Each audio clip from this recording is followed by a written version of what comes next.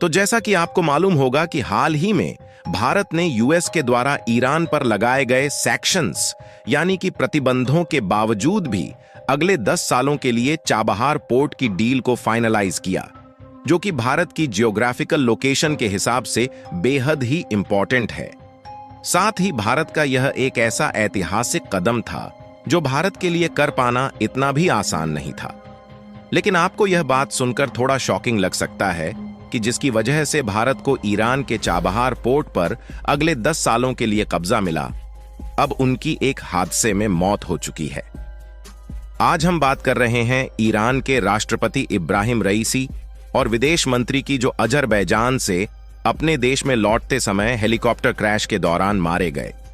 हालांकि यह मौत है या फिर साजिश, इसकी इन्वेस्टिगेशन अभी भी चल रही है, लेकिन आपके लिए कुछ बातें जानना बेहद जरूरी है कि उनकी मौत से भारत की मार्केट पर क्या इफेक्ट पड़ेगा। एक्सपर्ट ने खुलासा किया है कि ईरानी राष्ट्रपति इब्राहिम रईसी की मौत के बाद डोमेस्टिक मार्केट में बहुत बड़ा फ्लक्चुएशंस देखने को मिलने वाला है, जिसका इफेक्ट मेजरली भारत पर भी देखने को मिलेगा,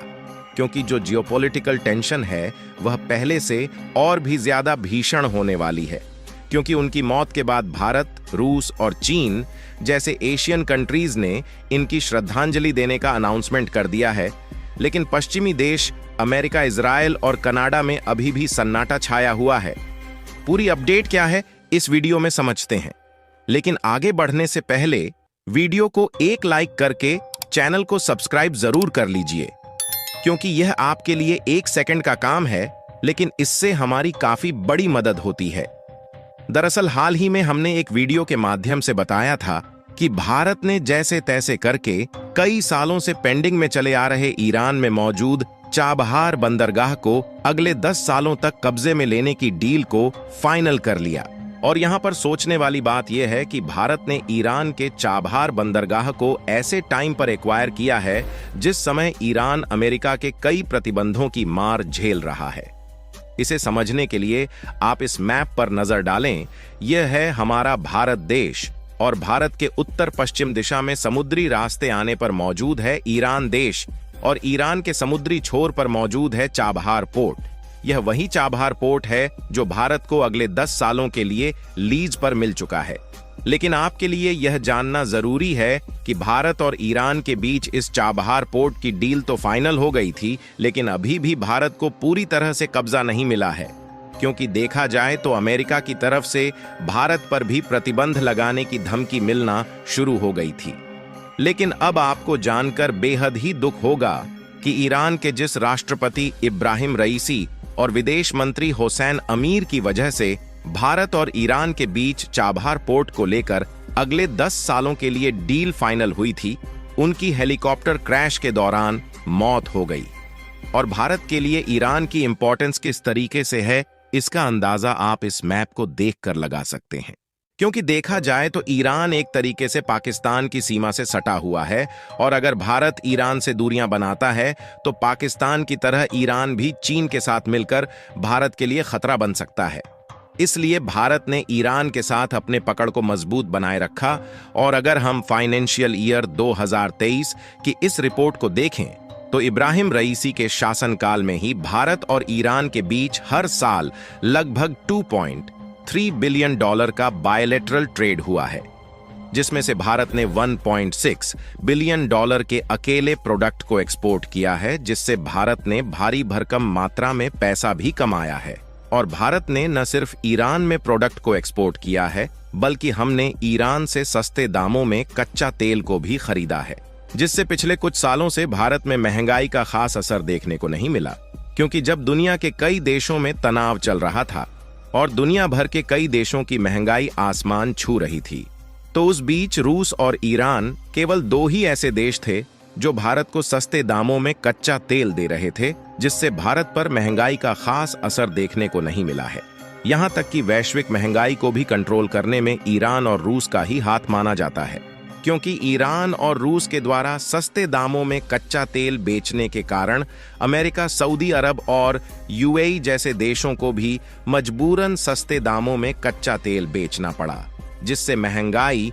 काफी हद तक कंट्रोल में बनी रही। लेकिन अब जब ईरान के राष्ट्रपति की मौत हेलीकॉप्टर क्रैश के दौरान हो गई है, तो इस बात की उम्मीद जताई जा रही है कि इजराइल और ईरान के बीच जो युद्ध है वह और भी खतरनाक हो सकता है।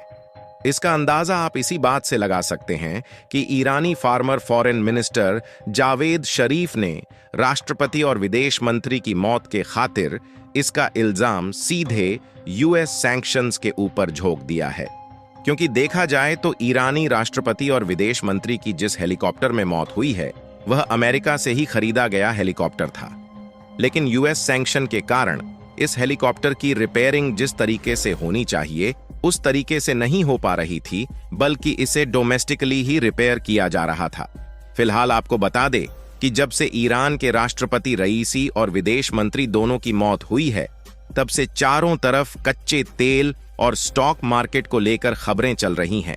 और हिंदुस्तान टाइम्स की इस रिपोर्ट को देखें तो कच्चे तेल की कीमत, गोल्ड और स्टॉक मार्केट, इन तीनों में बहुत बड़ा फ्लक्चुएशंस आने वाला है।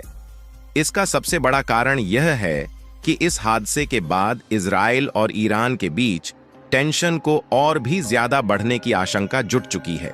क्योंकि हमने आपको पहले भी बताया कि ईरान और रूस इस समय दो ही ऐसे देश हैं जो कच्चे तेल को सस्ते दामों में दुनिया भर में बेचकर महंगाई को कंट्रोल किए हुए हैं। क्योंकि देखा जाए तो जितने भी प्रोडक्ट है उनका इंपोर्ट और एक्सपोर्ट ट्रांसपोर्टेशन से ही किया जाता है, और इन ट्रांसपोर्टेशन के लिए डीजल और पेट्रोल का इस्तेमाल होता है, जो कि क्रूड ऑयल से ही रिफाइंड करके बनाए जाते हैं। और ऐसा पहले भी देखा गया है, जब कई देश आपस में युद्ध में सिमटते हैं तो कच्चे तेल की कीमतें बढ़ने से दुनिया भर की इकोनॉमी लड़खड़ाने लगती है और शेयर मार्केट क्राइसिस की ओर जाने लगता है। हालांकि शुरुआती दौर में भारत में इसका असर देखने को नहीं मिलेगा,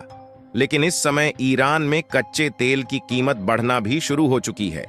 और न सिर्फ कच्चे तेल की कीमत बढ़ रही है, बल्कि ग्लोबल मार्केट में एक बहुत बड़ा बदलाव भी देखने को मिल सकता है, जिसमें स्टॉक मार्केट और गोल्ड प्राइसेस भी शामिल है। फिलहाल अभी आपके लिए यह भी जानना जरूरी है कि आखिर ईरान के राष्ट्रपति इब्राहिम रईसी और विदेश मंत्री अमीर अब्दुल्लाहियान की मौत कहां और कैसे हुई। दरअसल अगर आप इस मैप पर नजर डालें तो यह है हमारा भारत देश, और भारत के उत्तर पश्चिम दिशा में मौजूद है ईरान देश। और अगर ईरान का जो वेस्टर्न एरिया है इसके ऊपर साइड देखें तो यहाँ ईरान की सीमा से सटा हुआ है अजरबैजान, और यहीं पर ईरान के राष्ट्रपति और विदेश मंत्री दोनों एक साथ अजरबैजान के एक डैम का उद्घाटन करने के लिए गए हुए थे। और 19 तारीख को जब अजरबैजान से अपने देश लौट रहे थे तो ईरान के वेस्टर्न एरिया में, जहां पर काफी ज्यादा पहाड़ वाले इलाके मौजूद हैं, वहीं पर इनका हेलीकॉप्टर क्रैश होता है। लेकिन सोचने वाली बात यह है कि उनके साथ 2 हेलीकॉप्टर बगल में थे, लेकिन वह दोनों हेलीकॉप्टर सही सलामत लैंडिंग कर जाते हैं। लेकिन इन्हीं का हेलीकॉप्टर क्रैश होता है, और इस पहाड़ी जंगल वाले इलाकों में बड़ी मुश्किल से उनके हेलीकॉप्टर का पता लगाया जाता है, जो कि अपने आप में ही एक क्रिटिकल टास्क था। बाकी आप लोगों को क्या लगता है कि इन सब की बावजूद भी भारत चाबहार पोर्ट की डील को एक्वायर करने में कामयाबी हासिल करेगा या नहीं? अपनी राय कमेंट में जरूर बताएं, और इस वीडियो को एक लाइक करके अपने मित्रों तक शेयर जरूर करें ताकि उन्हें भी जानकारी मिल सके। इसी तरह और भी नॉलेजेबल वीडियो देखने के लिए चैनल को सब्सक्राइब करके बेल आइकन को ऑल पर जरूर सेलेक्ट करें। जय श्री राम।